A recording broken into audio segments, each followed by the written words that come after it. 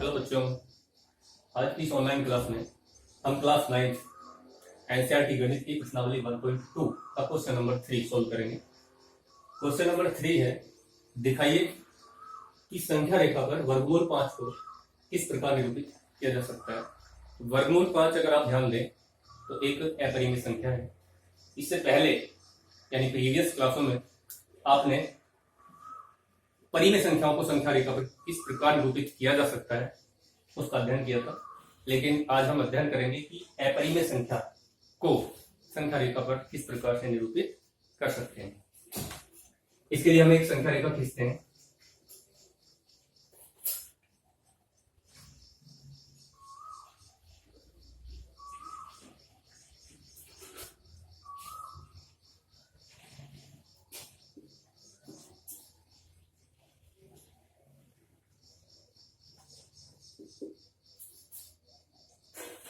इस तरह से हमारी संख्या रेखा होती है।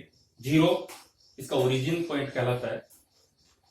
अब ये जो संख्याएं हैं ये परिमेय संख्याएं हैं जो संख्या रेखा पर आपने लिखी हुई। अब बात आती है वर्गमूल 5 को हम किस प्रकार से निरूपित कर सकते हैं। इसके लिए हम सबसे पहले जो 0 है ओरिजिन पॉइंट, इस पॉइंट को हम O मान लेते हैं, O बिंदु, और इससे इकाई लंबाई पे दूसरा पॉइंट हम मान लेते हैं A पॉइंट, यानी यहां से यहां तक एकांक लंबाई मान लेंगे। एकांक लंबाई का मतलब 1 सेंटीमीटर आप मानेंगे। इसके बाद बिंदु A से एक लंब 1 सेंटीमीटर लंबाई का ड्रॉ करेंगे। लंब का मतलब होता है कि आप इसमें डी की हेल्प लेंगे। डी से यहां इस पॉइंट पे 90 डिग्री का एंगल बनाती है एक लंब डालेंगे। लंब की लंबाई आपकी होगी 1 सेंटीमीटर, यहां भी 1 सेंटीमीटर और इधर भी 1। माना ये बिंदु हमारा दूसरा बिंदु बी है। अब बी को ओ से मिला देंगे।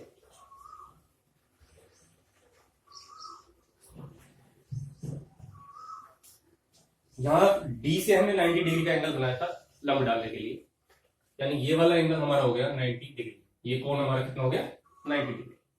अब आप ध्यान से देखेंगे ओ ए बी एक समकोण त्रिभुज,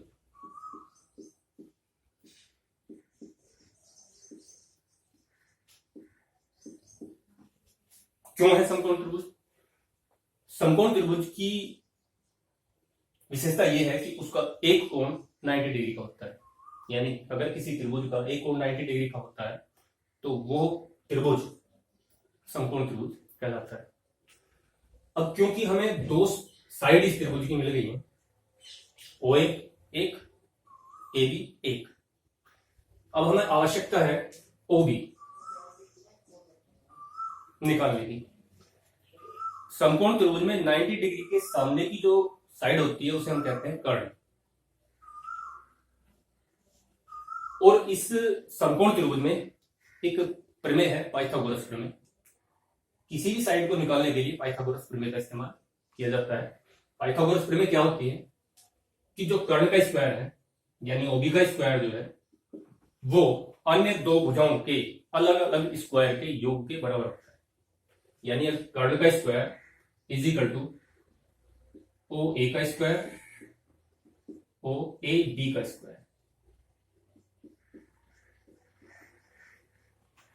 या दूसरे शब्द में हम कह सकते हैं कि कर्ण का स्क्वायर इज इक्वल टू लंब का स्क्वायर प्लस आधार का स्क्वायर। ये लंब का काम करता है, ये आधार। अब क्योंकि हमें ओबी ज्ञात करना है इसलिए ओबी का square is equal to O A की वैल्यू हमारी 1 का स्क्वायर प्लस 1 का square, OB square is equal to 1 plus 1, OB square is equal to 2 और ओबी इज इक्वल टू वर्गमूल 2। यानी ये जो साइड है हमारी ये वर्गमूल 2 आ चुकी है। अब इस क्वेश्चन में वर्गमूल 5 के साथ साथ हम कुछ अन्य परिमेय संख्याओं को भी निरूपित करना है, यहां से सीख सकते हैं। देखिए, मान लिया हमें वर्गमूल 2 को निरूपित करना है, तो हमारी ये साइड वर्गमूल 2 आ चुकी है। अब हमें करना क्या है, प्रकार की हेल्प से जो बिंदु O है उसे सेंटर मान के और OB को रेडियस मान के प्रकार में जो रेडियस लेंगे वो कितनी लेंगे, OB, इस तरह से। और पेंसिल की नोक यहां पे लगाएंगे और यहां से एक चाप लगाएंगे इस तरह से। ये चाप संख्या रेखा पर जिस बिंदु पर कटता है वो बिंदु हमारा √2 को निरूपित करता है। तो ये √2 के लिए हो गया। अब इसके आगे चलते हैं, क्योंकि हमें निरूपित करना है वर्गमूल 5 को। इसके आगे चलते हैं, जो पॉइंट B है,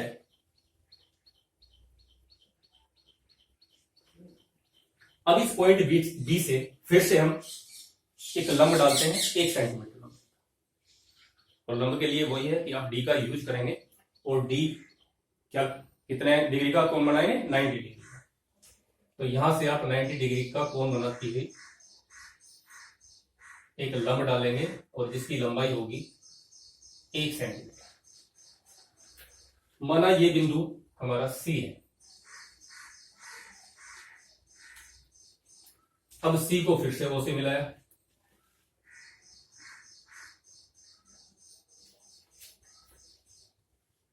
अब हमें दो साइडें फिर से इसकी ज्ञात है और ये एंगल हमारा हो गया 90 डिग्री का दीवार फिर से,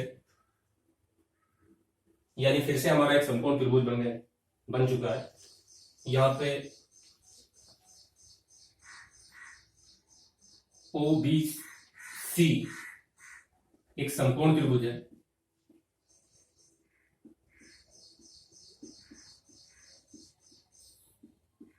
इसलिए पाइथागोरस की प्रमेय के अनुसार 90 डिग्री के सामने की भुजा जो है वो कर्ण का काम करेगी। तो पाइथागोरस की प्रमेय के अनुसार हम इसे लिखेंगे OC का square is equal to OB का स्क्वायर प्लस BC का स्क्वायर। कर्ण हमें फिर से ज्ञात करना है, इसीलिए OC square is equal to OB की वैल्यू हमारी है वर्गमूल 2 का स्क्वायर प्लस BC हमारी है 1 का स्क्वायर। वर्गमूल 2 का स्क्वायर 2 होता है, 1 का स्क्वायर 1 होता है। OC square is equal to 3 और OC इज इक्वल टू वर्गमूल 3। यानी ये जो कर्ण हमारा आया है ये आया है वर्गमूल 3।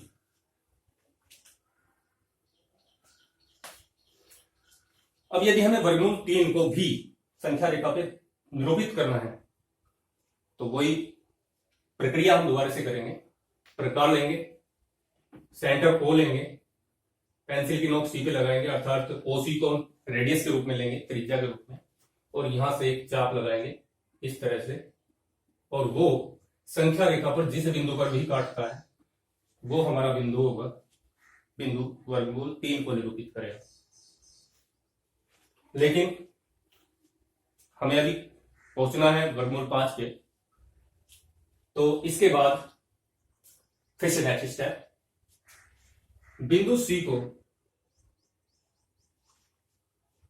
पर फिर से एक लंब डालते हैं और लंब की लेंथ कितनी होगी, वही 1 सेंटीमीटर। इसे फिर से हम O से मिला देंगे। माना ये बिंदु D है, लंब यहां से डाला गया था, तो ये कोण हमारा कितना हो गया, 90 डिग्री। फिर से हमारे पास एक समकोण त्रिभुज है। कौन सा समकोण त्रिभुज है, OCD एक समकोण त्रिभुज है।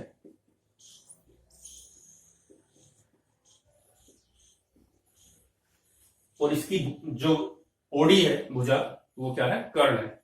और बाकी की दो भुजाएं में ज्ञात है, फिर से हम कर्ण ज्ञात करेंगे।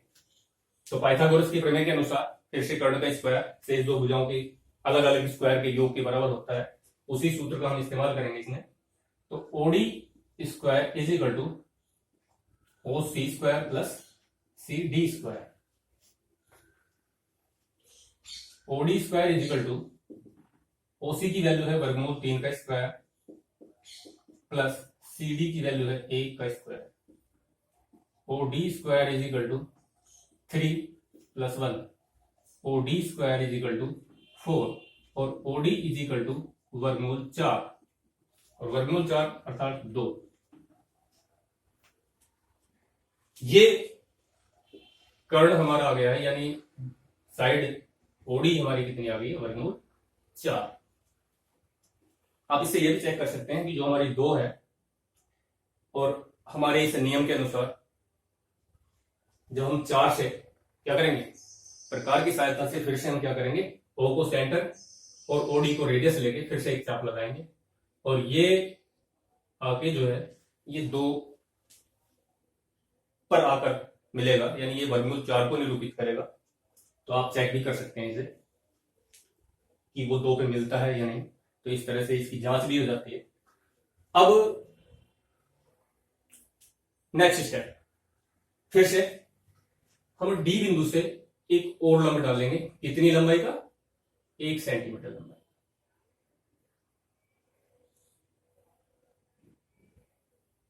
और एंगल कितना, ये 90 डिग्री। मान लिया लास्ट ये बिंदु हमारा है ई। अब ई को फिर से हम किससे मिला देंगे, ओ से। इस प्रकार से फिर से हमें एक ट्रायंगल समकोण त्रिभुज हमें मिल गया है। इस समकोण त्रिभुज की ये साइड हमारी 1, ये साइड हमारी वर्गमूल 4 यानी 2। और अब ओ ई इसमें कर्ण का काम करेगी। तो हमें फिर से एक समकोण त्रिभुज क्या मिल गया है, ओ डी ई। एक समकोण त्रिभुज है।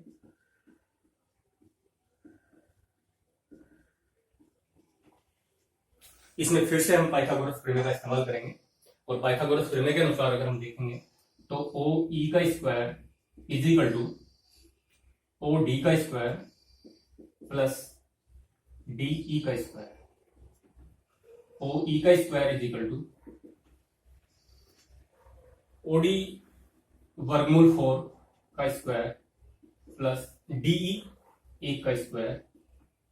ओ E square is equal to 4 plus 1 और O E square is equal to 5 और O E is equal to वर्गमूल 5। यानी जिस संख्या को, जिस अपरिमेय संख्या को हमें निरूपित करना था इस संख्या रेखा पर, वो संख्या हमें प्राप्त हो गई है, वर्गमूल 5। अब फिर से हम प्रकार की सहायता से इस ओ बिंदु को सेंटर मानते हुए, ओ ई को रेडियस लेते हुए, पेंसिल की नोक यहां रखकर एक चाप लगाते हैं और वो चाप संख्या रेखा पर जिस बिंदु पर जाकर काटता है, मान लिया वो बिंदु P है, ये बिंदु वर्गमूल 5 को निरूपित करेगा। क्योंकि रेडियस कहीं भी बदलती नहीं है, तो जो लेंथ हमने यहां ली थी, जो लंबाई यहां थी, वही लंबाई हमारी इधर होगी। इस प्रकार से हम कह सकते हैं कि ओ ई या O P is equal to O E, क्योंकि वो रेडियस है, त्रिज्याएं हैं दोनों। और OP is equal to O E की वैल्यू हमारी कितनी आई है, 5, वर्गमूल 5। तो ओपी इज इक्वल टू वर्गमूल 5 और ये टी बिंदु वर्गमूल 5 को निरूपित करेगा। आपकी समझ में ये क्वेश्चन आ गया होगा। इसे बार बार आप देखेंगे तो और अच्छे से क्लियर हो जाएगा। इसमें आपको एक विशेषता ये है इस क्वेश्चन की कि इसमें वर्गमूल 2, वर्गमूल 3, वर्गमूल 5, 3 अपरिमेय संख्याओं को आपने इसमें निरूपित किया है। तो एक क्वेश्चन में आपको 3 क्वेश्चन इसमें मिल गए हैं। इसी के साथ ये प्रश्नावली आपकी खत्म होती है। नई प्रश्नावली में किसी नेक्स्ट वीडियो में फिर से आपसे मिलेंगे। Thank you.